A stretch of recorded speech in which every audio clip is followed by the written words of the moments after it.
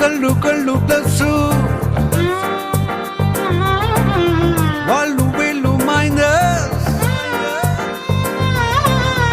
ఒళ్ళు ఒళ్ళు ఇంటూ చేసేటి ఈక్వేషన్ ఇలా ఇలా ఉంటే ఈక్వల్ టు ఇన్ఫాచ్యుయేషన్.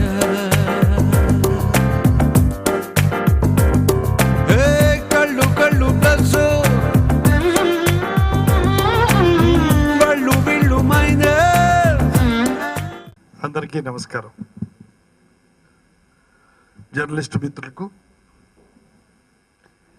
విజయవంతమైన చిత్రాన్ని తీసిన గీత ఆర్ట్స్ వారికి, దాని రచయితలు, దర్శకులు,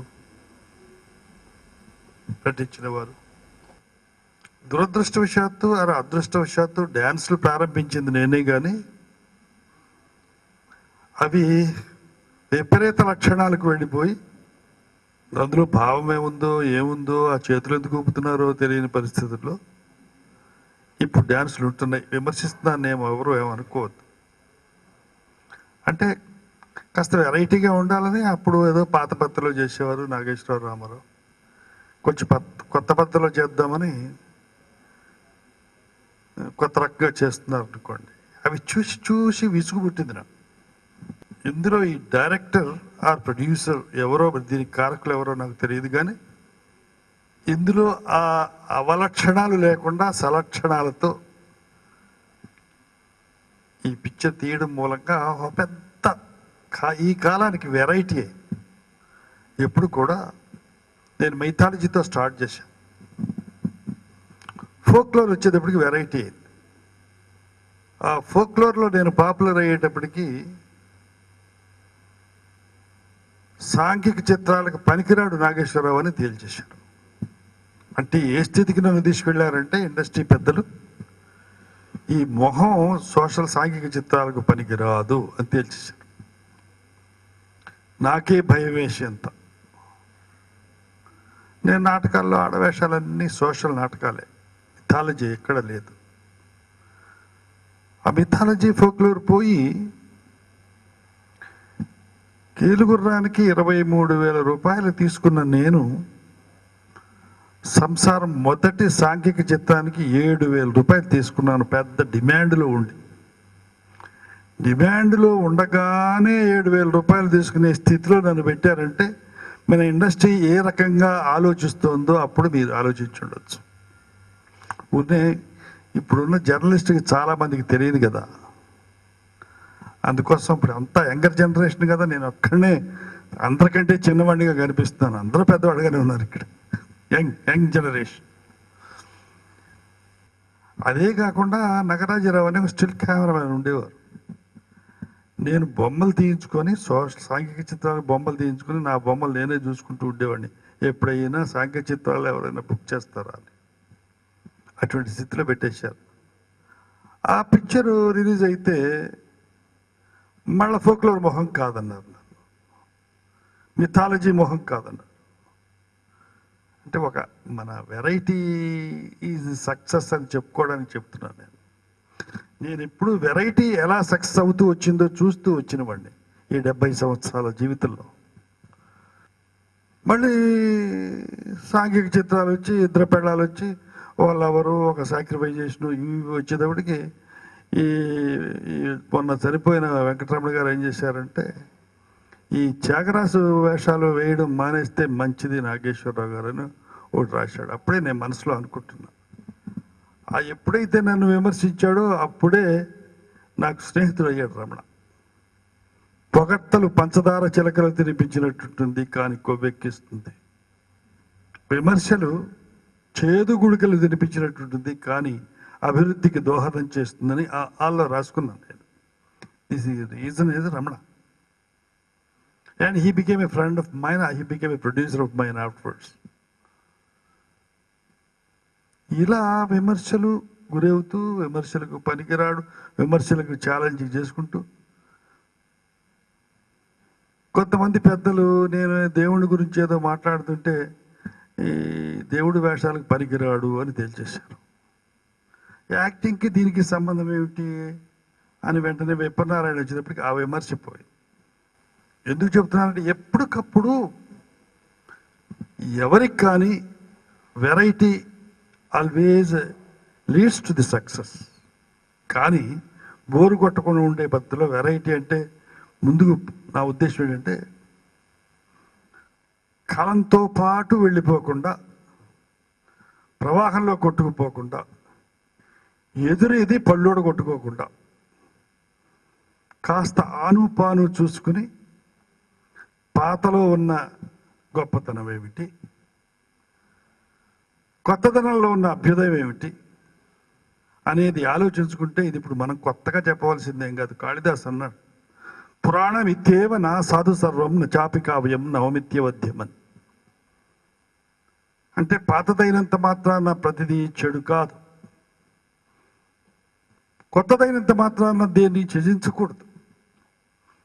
పాతదనంలో మంచితనాన్ని, గట్టిదనాన్ని తీసుకోవాలి, కొత్తదనంలో ఉన్న అభ్యుదయాన్ని దీనికి తీసుకొచ్చి జోడించాలి. అప్పుడే ప్రపంచం ముందుకు నడుస్తుంది అంటాడు 550 సంవత్సరాల క్రితం కాళిదాస్. అది ఎప్పుడు నేను ఫాలో అవుతూ వచ్చాను. ఎప్పుడు ఫాలో అయినా, ఇండస్ట్రీలో ఎవరు ఫాలో అయినా సక్సెస్ ఖాయం. That success is 100% love. ఈ మాట అందుకే చెప్తున్నాను. ఎందుచేతంటే రోజు వచ్చేవాళ్ళు కాకుండా ఒక హీరోయిన్లు పెట్టి హీరో చూడగానే మేము కూడా లవ్ చేశాం, కానీ ఇప్పుడు కొత్త పద్ధతులు చేయలేదు, నెమ్మదిగా చేసేవాడు. మరి నా హిస్టరీ అంతా లవ్ హిస్టరీయే కదా. అయితే ఇప్పుడు చూడగానే డ్యాన్స్ వచ్చేస్తుంది. అట్లా చూడడం ఏమిటో, డ్యాన్స్ పుట్టుకు రావడం ఏమిటో. లవ్ పుట్టుకు రాదు, డ్యాన్స్ పుట్టుకొస్తుంది. అలా కాకుండా, ఆ పద్ధతి కాకుండా ఈ నిర్మాతలో ఉందో, అధిపతిలో ఉందో, డైరెక్టర్లో ఉందో, రచయితలో ఉందో, అందరిలో కలిపి ఉందో ఏమున్నా, director is the head, the team is the commander. I believed always in writer and commander and producer. అంటే ఇటువంటి సబ్జెక్టు అభిరుచికి తగ్గట్టుగా నిర్ణయించేవాడు ముందు కథ నిర్ణయించుకున్నా కాకపోయినా ఇటువంటి అభిరుచులతో తీయాలనుకునే నిర్మాత. అది అరవింద్ గారు కానీ, లేకపోతే బన్నీ కానీ, మరొకరు కానీ. దాని వెనక ఎవరున్నారో నాకు తెలియదు. అరవింద్ గారే ఉన్నారని నేను అనుకుంటున్నాను, కాబట్టి ఆయనే నన్ను పిలిచారు కాబట్టి దీనికి. అయితే ఇటువంటి సబ్జెక్ట్ తీయాలని కోరిక ఉండొచ్చు, లేకపోతే సబ్జెక్టే కొత్తగా చెప్పి డైరెక్టర్ రైటర్ తీసుకుని ఉండొచ్చు. కానీ దానిపైన నమ్మకం ఉండడం ఒక అద్భుతమైన ప్రక్రియ. ఇది ఇలా తీస్తే, ఆఫ్టర్ ఆల్ ఇందులో పెద్ద సబ్జెక్ట్ ఏం కాదు, ఇదేం మల్లీశ్వరి కాదు, లైలా మజ్ను కాదు, పెద్ద డ్రామాటిక్ సిట్యుయేషన్స్ ఏం లేవు. ఒక peculiar type of approach towards the screen play. అటువంటి దానిలో నమ్మకం ప్రొడ్యూసర్కి ఉండాలి, ఫ్రీ హ్యాండ్ డైరెక్టర్కి ఇవ్వాలి. ఫ్రీ హ్యాండ్ ఇచ్చారు కదా అని ఏదో మనకు తెలిసినట్టు చేయకుండా ఆడియన్స్ పల్స్ కనిపెట్టాలి director. Because he is father of the subject, mother of the subject is because he is a creator, the writer. Father of the subject is a director because he got to administer things. Apart from administering human psychology, artist capacities. అంచేత ఈ subject director handle చేసిన తీరు చాలా అద్భుతంగా ఉంది. అద్భుతం కాదు, అత్యద్భుతం. There is no other word for this subject. ఇది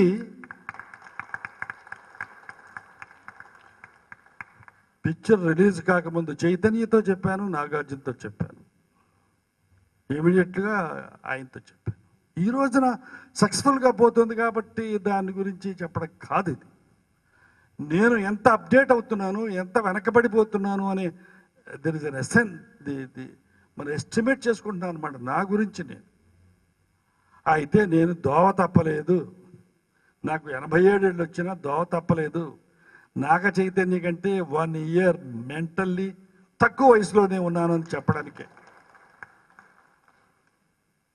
అలా ఉండకపోతే ఆర్టిస్టు ఈ వయసులో నా వయసు వేషం వేయాల్సి వచ్చినా, నా ఈ వయసులో ఎప్పుడైనా ముసలి మొగుడు పడుచు పెళ్ళామనే వేషం వేయాల్సి వచ్చినా అంటే మరి నేను కొరతనం రావాలి కదా నాగ చైతన్య ఏజ్కి మెంటలీ. అంటే మనం సిద్ధంగా ఉండాలన్నమాట ఆర్టిస్టులు అనేవాళ్ళు. That's the attitude if your face is suitable for those type of characters.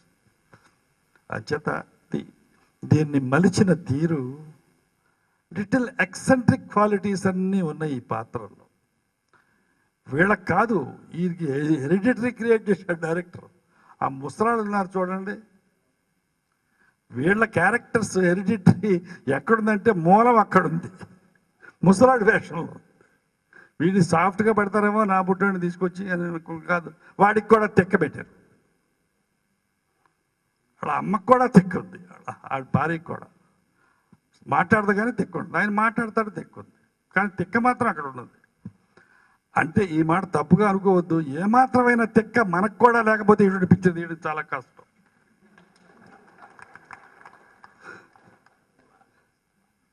అది అది మీ అనుభవాలేడు నాకు తెలియదు, కానీ బాబు నాది ఊహ, నాది క్యాలిక్యులేషన్. చేత అంత ఎక్సెంట్రిక్ క్వాలిటీస్ లేకపోతే అసలు సినిమాలోకి ఎవరు రారండి. ఈవెన్ అరవింద్ గారికి కూడా ఉండి ఉంటుంది అది. ఎందుచేతంటే unless you are little above the common man, common human being, you can't be a creator. You need not be a creator, but at least you got to accept the creation of new things.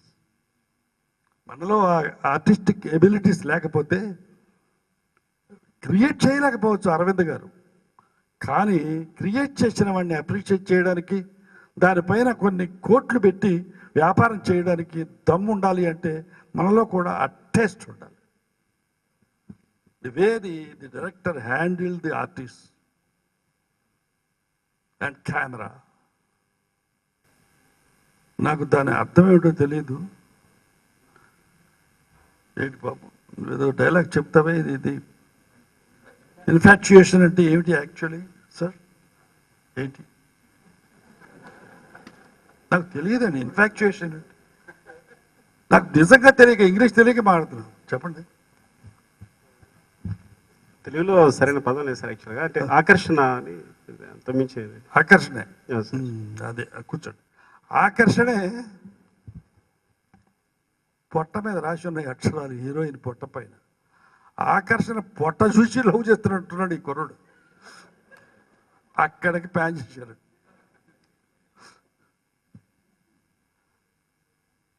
ఒక వయ్యారంగా పడుకోబెట్టారు, లొట్టలు చూపిస్తూ, పల్లాలు ఎత్తులు వంపులు చూపిస్తూ పడుకోబెట్టారు. అది బాగానే ఉంది, అట్రాక్టివ్గా. మనకి ఆ మాత్రం కావాలి కదా కుర్రాడు దోవలో పడాలంటే. బట్ అక్కడ రాసింది ఎక్కడో సందులో రాసింది చూపించున్నారు. అంటే ఈ so cleverly silently he's looking at this, that's how he's being attracted. ఓహో, ఈ సందులు చూడటమే ఇన్ఫాక్చుయేషన్ కాబోలు, నాకు తెలియచావదు ఇంతకాలం. నేను కూడా ఆ పనులు చేశాను, కానీ నాది వేరే అర్థం. But what ever it may be, it is wonderful, simply wonderful. నేను పొగడ్డానికి రాలేదు, నిజం చెప్పడానికి వచ్చాను ఇక్కడికి.